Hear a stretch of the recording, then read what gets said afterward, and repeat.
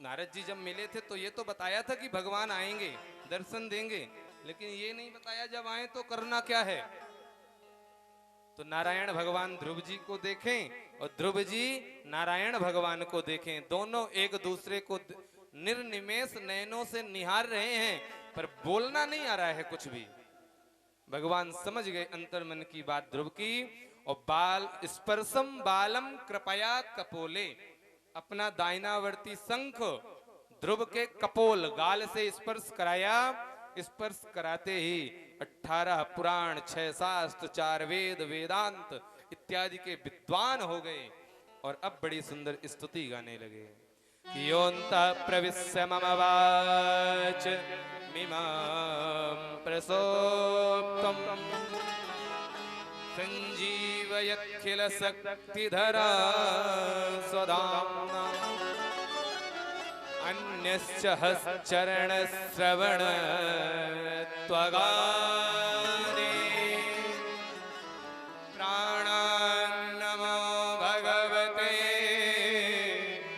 पुरुषाय तुभ्यम्।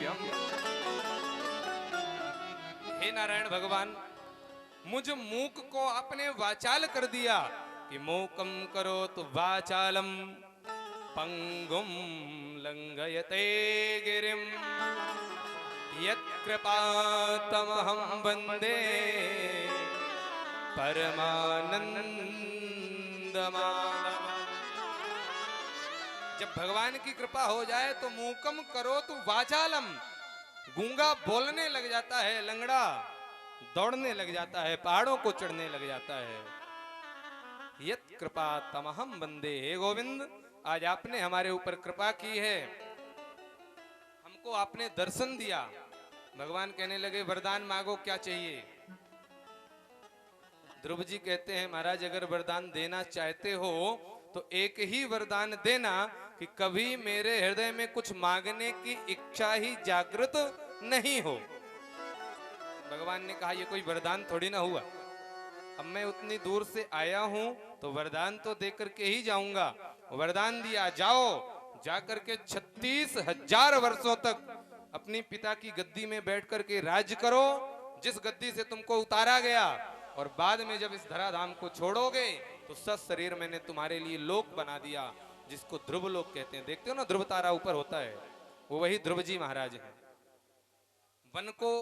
वन से जाकर वापस लौटे तो प्रथम में आज आरती की थाली ली वही मां खड़ी है जिसने कहा था तपसा आराध्य पुरुषम, जा जंगल में तप कर। और ध्रुव जी गए तो सभी को प्रणाम किया। पिता महाराज उत्तानपाद ने ध्रुव को गद्दी में बिठा करके रुद्राभिषेक कर दिया और इनको राजा बनाकर स्वयं वन में चले गए। छोटी माँ का बेटा था उत्तम, एक दिन वो वन में आखेट करने गया, यक्षों से युद्ध हुआ, युद्ध में मारा गया। तो ध्रुव जी महाराज को क्रोध आया तो कई हजार यक्षों को मार दिया। तो मनु महाराज प्रकट हो गए, ध्रुव जी के दादाजी, तुम भगवान के भक्त हो और भक्तों का कार्य ये नहीं होता। अरे बोले इसने मेरे भाई को मारा है। बोले तुम्हारे एक भाई को मारा, तुमने तो कितने यक्षों को मौत के घाट उतार दिया। क्षमा मांग करके ध्रुव जी महाराज वापस आए। एक दिन वन में दावाग्नि लग गई तो छोटी मां सुनीति सुरुचि उसी अग्नि में जल करके भस्म हो गई। बोलिए राधे राधे। आज ध्रुव जी महाराज को सभी प्रेम कर रहे हैं क्योंकि इन पर भगवान ने अनुग्रह किया है, और जिस पर भगवान एक बार अपना अनुग्रह कर दे तो सारा संसार उससे प्रेम करने लगता है। जा पर कृपा राम की होई, जा पर कृपा राम की होई, जा पर कृपा राम की होई, ता पर कृपा करे सब कोई, ता पर कृपा करे सब कोई, जा पर कृपा राम की होई, जा पर कृपा राम की होई। ध्रुव जी महाराज के यहाँ पर दो पुत्रों ने जन्म लिया। उत्कल और वत्सर, वत्सर को राजा बनाया, वत्सर के यहाँ पर भ्रमी का जन्म हुआ और भ्रमी को राजा बनाया। भ्रमी का पुत्र हुआ पुण्यार्थ, सुविरवती के नाम, सुरवती नाम की कन्या के साथ जिसका विवाह हुआ, और इन्हीं के वंश में आगे जन्म हुआ महाराज अंग का। अंग बड़े ही प्रतापी राजा हैं। भगवान पृथु इत्यादि का इसी वंश में जन्म होता है। अंग सारी दुनिया को ज्ञान देते थे। इनका एक बेटा हुआ महाराज अंग के यहाँ पर जिसका नाम पड़ा बेन।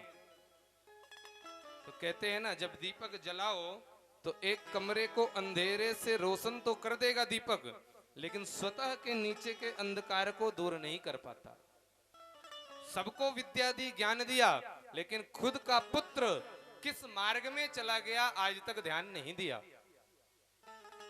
संतों को, ब्राह्मणों को सताने लगा बेन। आए दिन शिकायतों को सुन करके महाराज अंग राज्य छोड़ करके अपने ही राज्य की किसी कंदरा में जाकर के छुप गए।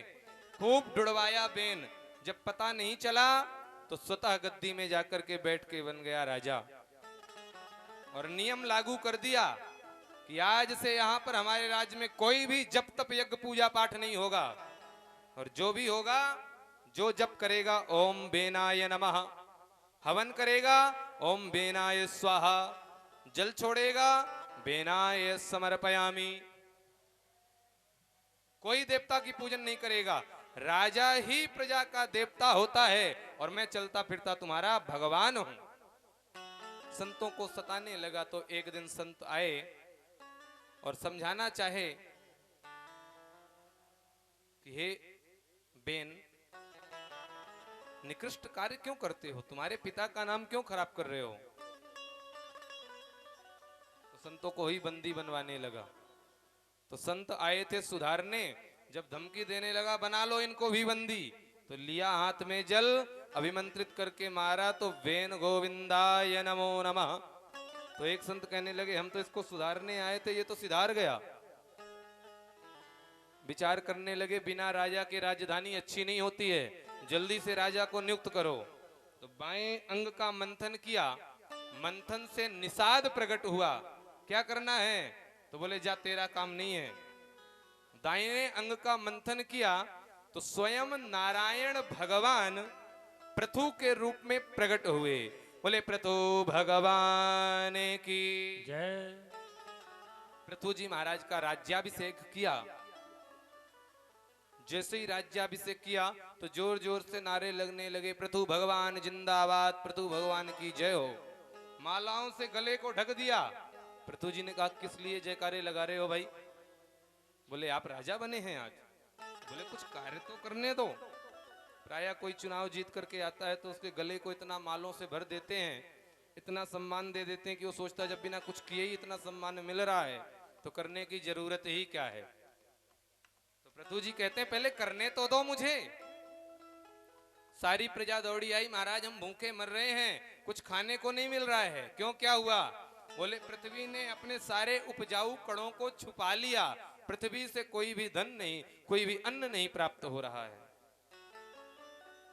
पृथ्वी को बुलाया, कारण क्या है। पृथ्वी ने कहा बेन ने इतने पाप किए हैं कि मेरे जो कण हैं वो स्वतः में ही छुपते जा रहे हैं। तो पृथ्वी जी ने आदेश दिया इन हमारे राज्य वालों को आप धन दीजिए, अन्न दीजिए। पृथ्वी ने कहा ऐसे नहीं मिलता है। तो पृथ्वी जी ने बाण निकाल लिया, हे वसुंधरे तुम वधिष्यामि, तेरा वध कर दूंगा मैं। तो चरणों में गिर गई, फालतू में क्यों क्रोध करते हो महाराज। मैं गाय बन करके आती हूं, मनु को आप बछड़ा बना लो। बछड़ा मेरा, मनु महाराज दूध पिएंगे और फिर मेरे को आप दुह लेना। तो जितने भी मेरे उपजाऊ कण छुपे हुए हैं मेरे दूध के साथ में ही आ जाएंगे। और श्री पृथु जी ने ऐसा ही किया। पृथ्वी पर कृपा की भगवान ने, इसलिए इनका नाम पृथु पड़ गया। बोलिए राधे राधे। इन्हीं के वंश में आगे पृथु जी महाराज के यहाँ पर बड़े ही बड़े प्रतापी राजा हुए हैं, प्राचीन वरही इत्यादि। पृथु जी महाराज आए दिन रोज नए नए यज्ञ करते रहते हैं। तो एक दिन भगवान ने दर्शन दिया, हे पृथु जी वरदान मांगो। तो भगवान ने कह दिया मुझे 1000 कान दे दीजिए। अब जरा विचार तो करिए, अगर 1000 कान पूरे शरीर में होंगे तो कैसा होगा। तो कान में से ये बाहर का ढांचा नहीं मांगा भगवान ने, ये तो भगवान ने ऐसा ही दे दिया कि कालांतर में आने वाले समय में जब इंसान बुढ़ा होगा तो नेत्रहीन होगा, और जब नेत्र की ज्योति जाने लगेगी तो चश्मा लगाना पड़ेगा। तो डंडी को फंसाने के लिए कहां कील ठोकेगा, इसलिए स्टैंड दे दिया, यहां पर फंसा लेना। सुनते इससे नहीं है, सुनते अंदर श्रवणेंद्रिय से है। तो इन 2 कानों के अंदर आप हमको 1000 कानों के श्रवण शक्ति प्रदान कर दीजिए। बोलिए राधे राधे। राधे राधे। महाराज जी के इस खालसे में 4 संप्रदाय में जितना 1000 लोग भक्त बैठ करके एक साथ में कथा सुनते हैं, उतनी शक्ति मुझ अकेले के अंदर आ जाए, जिससे मैं आपके गुणगानों को श्रवण कर सकूं। बोले भक्त वत्सल भगवान की जय। सनत कुमारों का पृथु जी महाराज को उपदेश, और पृथु जी महाराज का पुत्र हुआ विजित, जिसने अश्वमेध का अश्व इंद्र से जीता, जिसका नाम पड़ गया विजिताश्व। विजित को राजा बना करके पृथु महाराज वन को गए। प्रचेताओं को शंकर जी का उपदेश, इन्हीं के वंश में महाराज प्राचीन बरही हुए। बोलिए राधे राधे। राधे राधे। प्राचीन बरही की बड़ी ही सुंदर कथा है। प्राचीन बरही के संवाद को श्रीमद् भागवत महापुराण में एक आख्यान का रूप दिया गया है, जिसको हम पुरंजनोपाख्यान के नाम से जानते हैं। कथाएं आपने सुनी होगी, बड़ी सुंदर कथा है। इसमें पहले एग्जाम्पल है, कहानी है, फिर वापस उसको समझाया गया है। एक सुंदर सा भजन, उसके बाद में फिर प्राचीन बरही चरित्र में हम लोग प्रवेश करेंगे। बोलिए राधे राधे।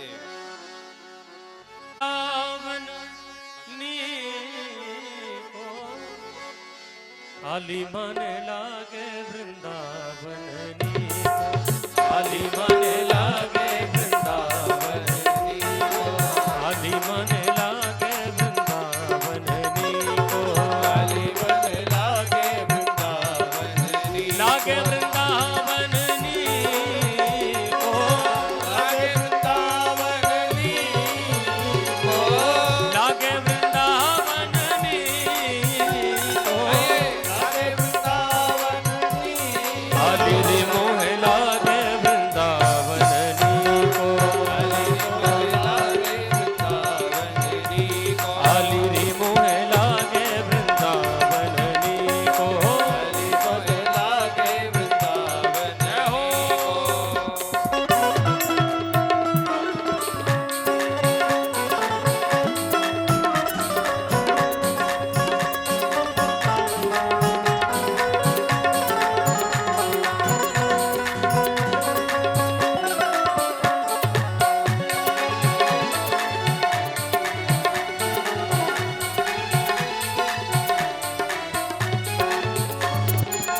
घर घर तुलसी ठाकुर पूजा, घर घर तुलसी ठाकुर सेवा, घर घर तुलसी ठाकुर सेवा, घर घर तुलसी ठाकुर सेवा, दर्शन गोविंद जी को, दर्शन गोविंद जी को, आली रे मोह लागे वृंदावन नी को, लागे वृंदावन नी को, ओ लागे वृंदावन नी को, आली रे मोह लागे वृंदावन नी को,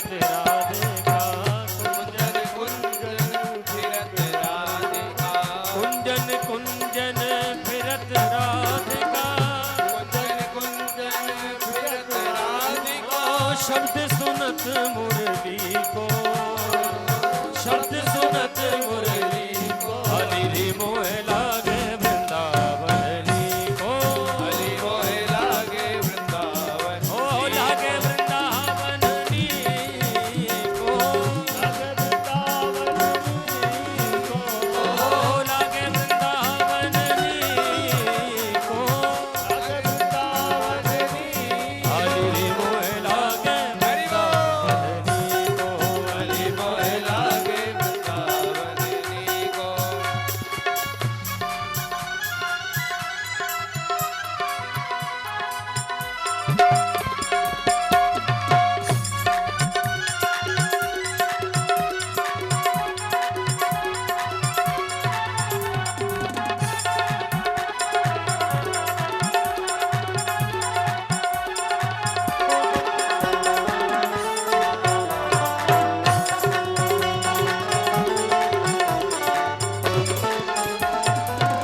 मीरा के प्रभु गिरधर नागर मीरा के प्रभु गिरधर नागर मीरा के प्रभु नटवर नागर मीरा के प्रभु नटवर नागर भजन बिना नर को भजन बिना नर हरि रे मोह लागे वृंदावन को हरि मोह लागे वृंदावन लागे वृंदावन को लागे वृंदावन को लागे वृंदावन को लागे वृंदावन हरि रे मोह लागे हरि रे मोह लागे हरि रे मोह लागे वृंदावन को हरि मोह लागे वृंदावन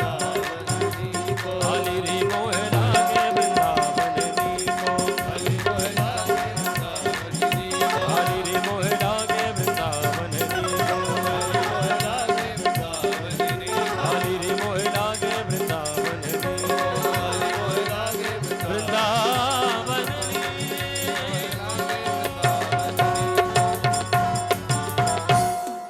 श्री वृंदा दृष्टि देखना डालना ऊपर देखा तो बहुत सारे जानवर आंखों को लाल किए हुए प्राचीन वरही को खाने के लिए दौड़ रहे हैं। ऐसा भयंकर दृश्य देख करके डर गए प्राचीन वरही। यज्ञ करने के बाद भी ऐसी क्या स्थिति है? तो कहने लगे यज्ञ के अंत में जो तुम बलि देते हो ना,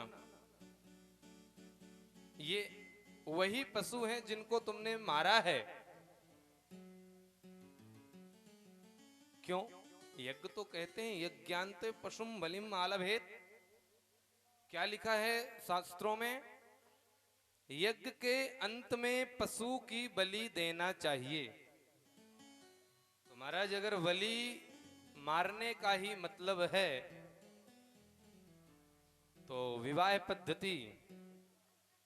पद्धति में लिखा है ना, कन्याम वरम आलभेत।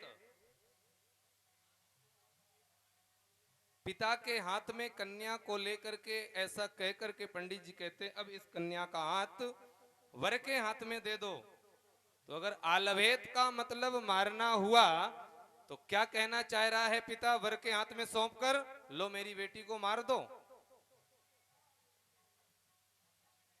शास्त्र कहते कुछ और हैं और इनका मतलब कुछ और होता है। आलभेत का मतलब आज से मैंने इसको आपको सौंप दिया, ये आपका है, अब आपकी जो इच्छा हो सो करना। बलि मारने को नहीं करते। जो लोग भी कहते हैं ना बलि काट के ही चढ़ाई जाती है, बलि का मतलब केवल समर्पित करना। कई जगह आपने रास्तों में चलते देखा होगा, कई जानवरों के शरीर में त्रिशूल या कुछ न कुछ छपा होता है, अर्थात उस पर यह चिन्ह लगा दिया गया कि ये बलि को समर्पित है ये जानवर। प्राचीन वरही डर गए कि महाराज मुझसे तो बहुत भूल हो गई। नारद जी कहते हैं सुनो, एक बड़ा ही सुंदर दृष्टांत दिया कि मानसरोवर में दो मित्र रहते हैं, दो सखा। एक का नाम है अभिज्ञात, दूसरे का नाम है पुरंजन। ध्यान दीजिएगा, अगर इसको समझेंगे आप तभी पूरी कथा समझ में आएगी। अभिज्ञात और पुरंजन दोनों एक मानसरोवर में रहते हैं। तो एक दिन मन में विचार आया पुरंजन के कि क्यों ना चल के थोड़ा नीचे पृथ्वी को घूमा जाए। तो अपने परम मित्र अभिज्ञात से पुरंजन कहता है, मित्र चलो धरती घूमने चलते हैं। अभिज्ञात ने कहा, मैं ऐसे कभी नहीं जाता। पुरंजन कहने लगा, मेरी तो हार्दिक इच्छा हो रही है घूमने की।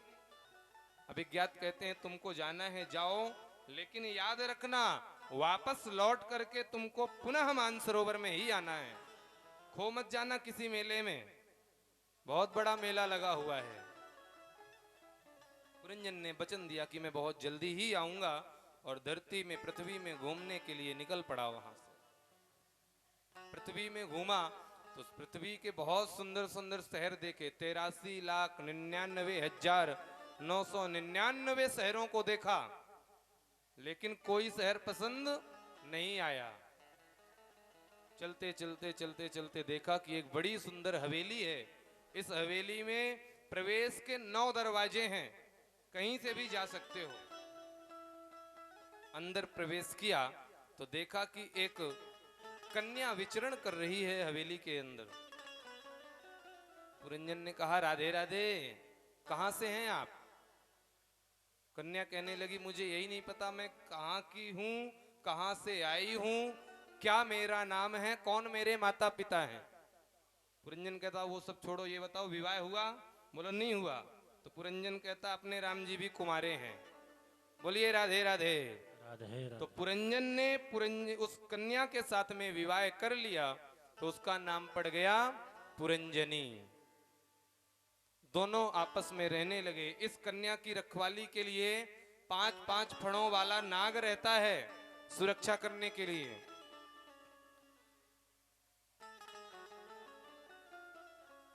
आपस में इतने घुल मिल गए, आनंद लेने लगे कि इनको ये याद ही नहीं रहा कि ये हवेली छोड़ करके वापस जाना है। और जैसे ही इन्होंने रहना प्रारंभ कर दिया तो एक राक्षस ने इनके ऊपर आक्रमण किया। 365 गोरे गोरे दास लेकर के गया, 365 काली काली दासियों को लेकर के युद्ध किया। लेकिन हर बार पुरंजन जीतता गया। 5-5 फणों का जो नाग था वो बार बार इनको मारता गया। कभी पुरंजन के आंख पर प्रहार किया, तो कभी कान पर प्रहार किया, कभी बालों पर प्रहार किया, अनेक अनेक अंग पर प्रहार किया, लेकिन परास्त नहीं हुआ। तो एक दिन जरा नाम की राक्षसी ने ज्वर नाम के दैत्य का साथ लिया और उसका सहयोग मांग करके जो आक्रमण किया, तो 5 फणों वाला नाग भी मारा गया और पुरंजन के भी मरने का समय आ गया।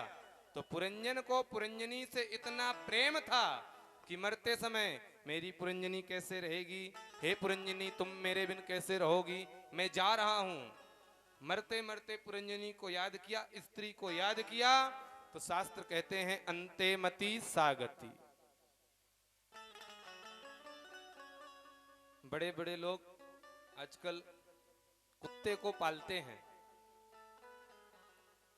और कुत्ते में इतना घुल मिल जाते हैं कि जब बुजुर्ग होने के बाद अंतिम समय आएगा तो ये मेरे बिना कैसे रहेगा, इसकी देखभाल कौन करेगा, मेरे से ही ये खाना खाता है, मेरे साथ ही घूमने जाता है।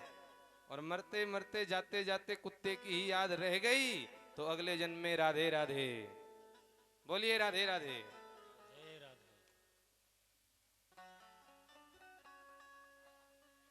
स्त्री को याद करके मरा, जन्म मिला, स्त्री बन गया। एक राजा के साथ में उसका विवाह हुआ, राजा युद्ध में मारा गया। तो सती होने के लिए चल दिया पुरंजन स्त्रियों के चोले पहन करके। अभिज्ञात ऊपर बैठे बैठे मन में विचार करने लगा, बहुत दिन हो गए इसको गए हुए, आज तक ये वापस नहीं आया। तो भेष बदला, पीले कपड़े पहन लिए, सर में साफा बांध लिया और ढूंढने के लिए धरती के कोने कोने में घूमने लगे। तो पहुंच गए और देखा कि बहुत सारी जमात जुड़ी हुई है, भीड़ है, और ये लकड़ी के आसन में बैठ करके जलने जा रहा है। तो जाकर के हाथ पकड़ लिया अभिज्ञात ने, अरे मित्र पुरंजन ये क्या कर रहे हो? तो भड़क गया पुरंजन, शर्म नहीं आती तुम्हें? मेरा पति मरा है, मैं एक पतिव्रता स्त्री हूं और मैं सती होने जा रही हूं, एक पराई स्त्री का ऐसे हाथ पकड़ते हो? हंसने लगे जोर से अभिज्ञात, मुझे पता था कि तू इस मेले में जाकर के खो जाएगा, मेले के झमेले में व्यस्त हो जाएगा।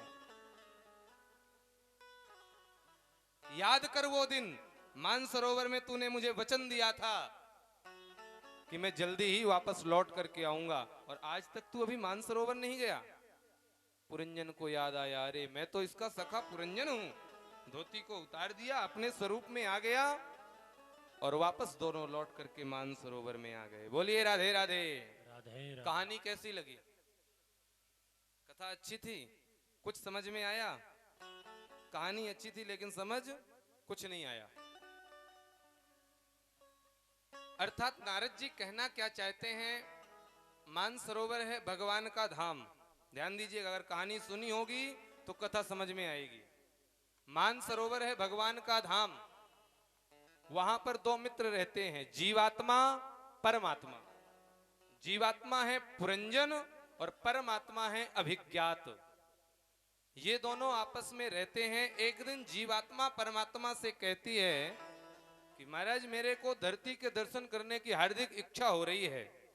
तो परमात्मा कहते हैं जा तो रहे हो, लेकिन ये स्मरण रखना कि वापस फिर तुमको यहीं पर आना है, संसार में खो मत जाना बेटा बेटी पोता पोती के चक्कर में। तो हम भगवान को वचन दे करके आते हैं कि वहां जाने के बाद भी आपको स्मरण रखेंगे, और यहाँ आने के बाद भूमि परत डावर पानी, भूमि परत डावर पानी, भूमि परत डावर पानी, जिम जीवहि माया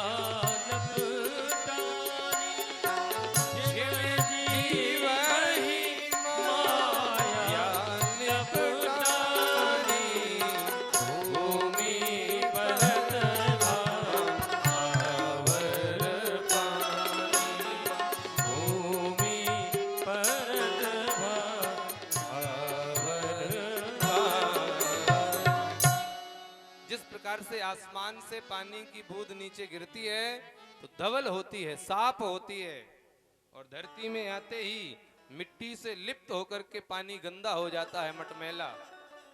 इसी प्रकार से जीवात्मा जब ऊपर से आता है तो परम पवित्र उस जल की बूंद के समान होता है, पर इस धराधाम में आता है तो मैं और मोर तोर तय माया के गंदगी में एकदम से पूरा दूषित हो जाता है।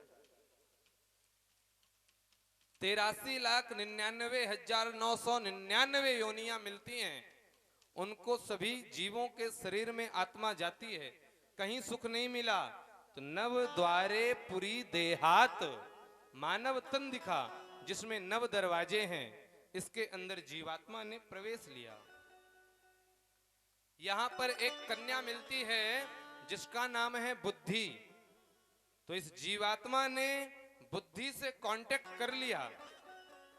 इस बुद्धि की रक्षा कौन करता है? 5 फणों वाला नाग। ये 5 फणों का नाग कौन है? प्राण, पान, व्यान, उदान, अपान। ये पंच प्राण वायु हैं, 5 श्वासें हैं। इनमें से अगर एक भी शांत हो जाती है तो इंसान की मृत्यु हो जाती है। इन 5 फणों के नाग के साथ रहता है, और जीवात्मा जब यहाँ आई तो हम इतना मस्त हो जाते हैं संसार में कि वापस लौट करके जाना है ये हमको याद ही नहीं रहता। तो जरा नाम की राक्षसी ने 365 गोरे दास 365 काली दासियों के साथ हमारे ऊपर आक्रमण किया। आक्रमण 365 गोरे दास कौन है? दिन। और 365 काली दासियां कौन है? रात्रि। इन रात्रियां हमसे लड़ती गईं और ये मरती गईं। आए दिन एक दिन समाप्त हो रहा है, एक रात समाप्त हो रही है। तो कभी हमारे बाल पर अटैक किया जरा नाम की राक्षसी ने, तो हम डाई करवा लेते हैं। बाल सफेद हुए तो पॉलिश करवा लिए, हम हार नहीं मानेंगे। तो आंख में मुक्का जड़ दिया तो नेत्रों की रोशनी चली गई, तो लेंस डलवा लिया, चश्मा लगवा लेते हैं। कान में प्रहार किया तो मशीन, दांतों में प्रहार किया तो आजकल ऐसे दांत आते हैं ओरिजिनल से भी अच्छे लगते हैं नकली दांतों को हम हार मानने वाले नहीं, हम बुढ़े नहीं होंगे, हम सब कुछ करते हैं। अपने आप को बचाने के लिए सारे उपाय करते हैं। सारे कार्यों की डेट हमें याद होती है।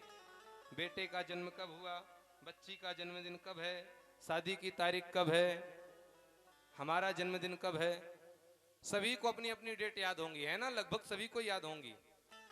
लेकिन अगर भूतपूर्व नौजवान से पूछा जाए, डायरेक्ट बुजुर्ग कहेंगे तो हो सकता है बुरा लग जाए बुजुर्गों को, तो भूतपूर्व नौजवानों से अगर पूछा जाए कि भाई साहब आप बुढ़े कब हुए हो, तो याद है क्या किसी को कि मैं बुढ़ा कब हुआ? किसी को नहीं है, कोई डेट मालूम नहीं है। आए दिन ये गोरे दास दासी हमारे ऊपर आक्रमण कर रहे हैं। जरा नाम की राक्षसी, जरा मने बुढ़ापा, ये हमारे ऊपर आक्रमण कर रहा और हम जर्जित होते चले जा रहे हैं। फिर भी हम हार नहीं मानते।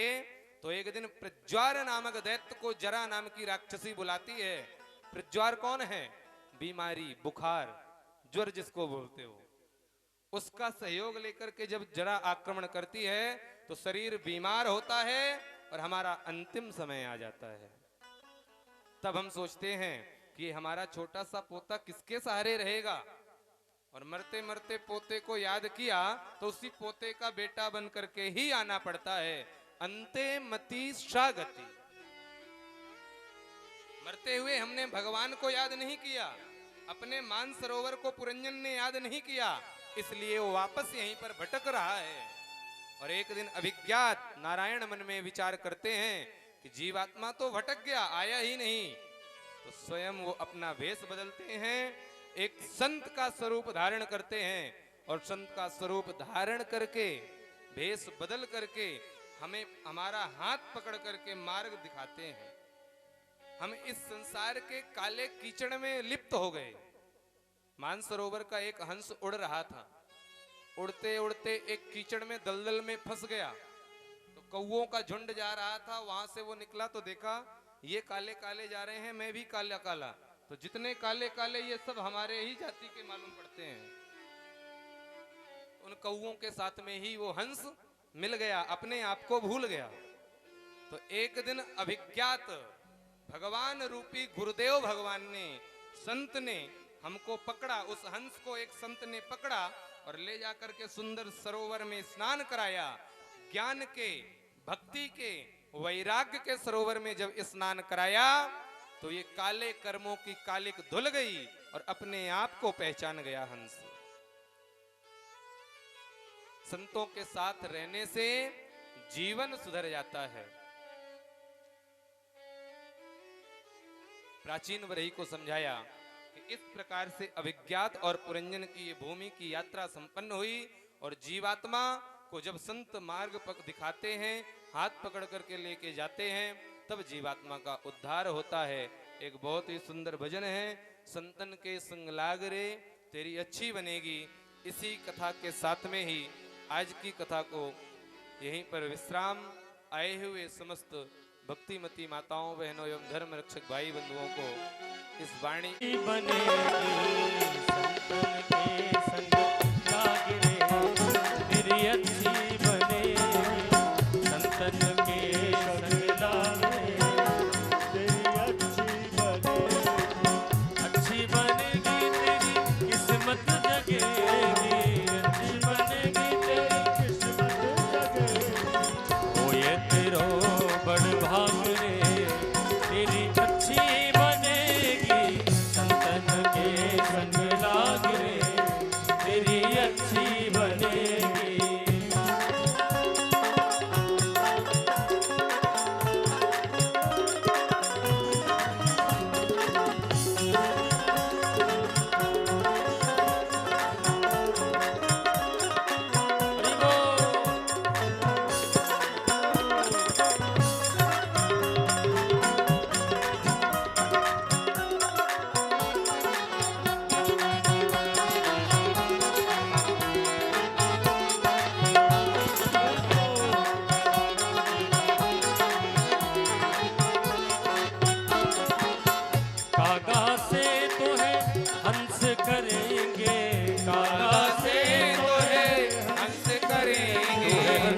करेंगे, हंस करेंगे, हंस करेंगे, हाँ हंस करेंगे। कागा से तो है हंस करेंगे, कागा से तो है हंस करेंगे। तेरे मिट जाए और के दाग रे, तेरी अच्छी बनेगी। मिट जाए और के दाग रे, तेरी अच्छी बनेगी। संतन के संग लाग रे, तेरी अच्छी बनेगी। संतन के संग लाग रे, तेरी अच्छी बनेगी।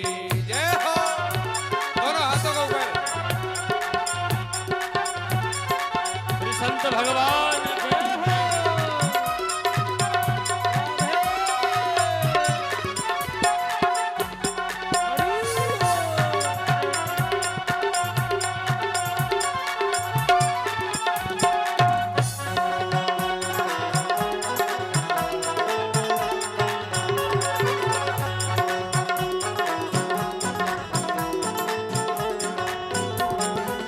सुतवित लोक ईर्षणातीनी, सुतवित लोक ईर्षणातीनी, सुतवित लोक ईर्षणातीनी, सुतवित लोक ईर्षणातीनी।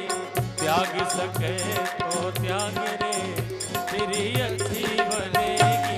त्याग सके तो त्याग रे, तेरी अच्छी बनेगी। संतन के संग लाग रे, तेरी अच्छी बनेगी। संतन के संग लाग रे, तेरी अच्छी बनेगी।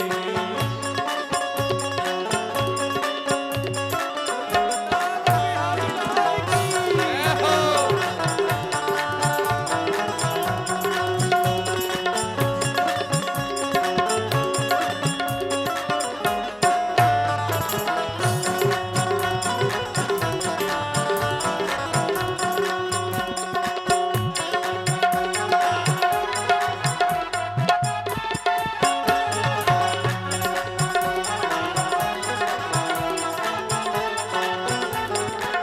कहते कबीर सुनो भाई साधो, कहते कबीर सुनो भाई साधो, सुनो भाई साधो, सुनो भाई साधो, सुनो भाई साधो, सुनो भाई साधो।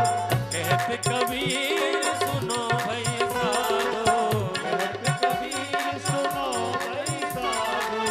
हरि सुमिरन में लाग रे, हरि सुमिरन में लाग रे, तेरी अच्छी बनेगी। हरि सुमिरन में लाग रे, तेरी अच्छी बनेगी।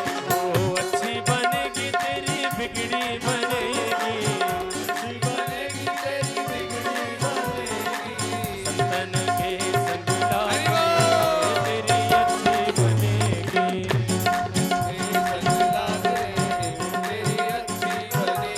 हो ये तेरो बड़ भाग रे, तेरी अच्छी बनेगी।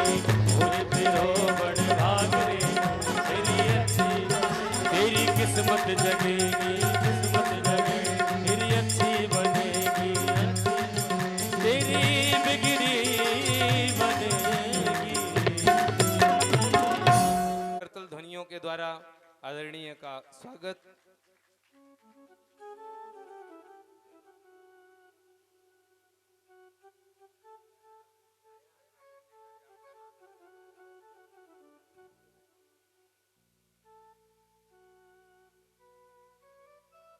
कल की सूचना, कल की जानकारी। कल हमारी संस्थान श्री ब्रजेश्वरी राधे सेवा संस्थान वृंदावन जो सेवा में निरंतर अग्रसर है, जिसके कोषाध्यक्ष श्रीमती तनुजा शर्मा जी, व्यवस्थापक श्रीमती ममता गुप्ता जी, मार्गदर्शक श्री राजेश शर्मा जी एवं संस्थान के संयोजक श्री प्रेम कुमार शर्मा जी बाड़मेर से आए हुए हैं। और आप सभी भक्तों के द्वारा यहाँ पर भव्य नंदोत्सव मनाया जाएगा। कल सभी लोग पीले पीले बढ़िया वस्त्र धारण करके आए, पक्के ब्रजवासी बन करके आओ, क्योंकि कल लाला का आगमन होने जा रहा है। और कल से बढ़िया लड्डुओं वाली कथाएं प्रारंभ हो जाएंगी, भगवान की लीलाएं प्रारंभ होंगी। तो सभी लोग और जिनकी व्यवस्था बन सके आसपास में अगर मिलता हो तो थोड़ा थोड़ा वितरण हो।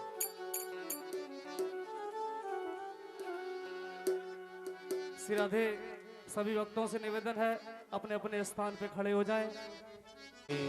आरती गाओ माँ के बिहारी तेरी आरती गाओ, हे श्याम सुंदर तेरी मोर मुकुट तेरे शीस पे सोहे, मोर मुकुट तेरे शीस पे सोहे, प्यारी बंसी मेरो मन मोहे, प्यारी बंसी मेरो मन मोहे, या बंसी पे मैं तो बल बल जाऊं,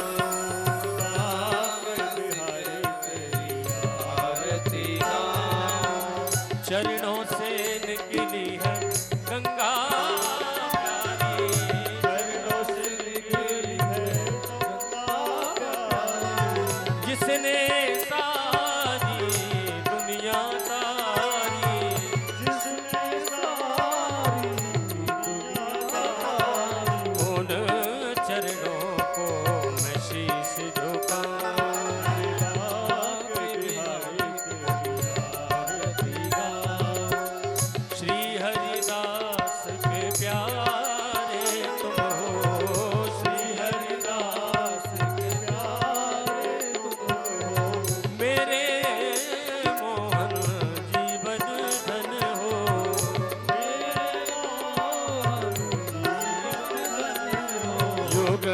छवि के मैं तो दर्शन पाऊं, बाप की आई तेरी आरती गाऊं, व्यास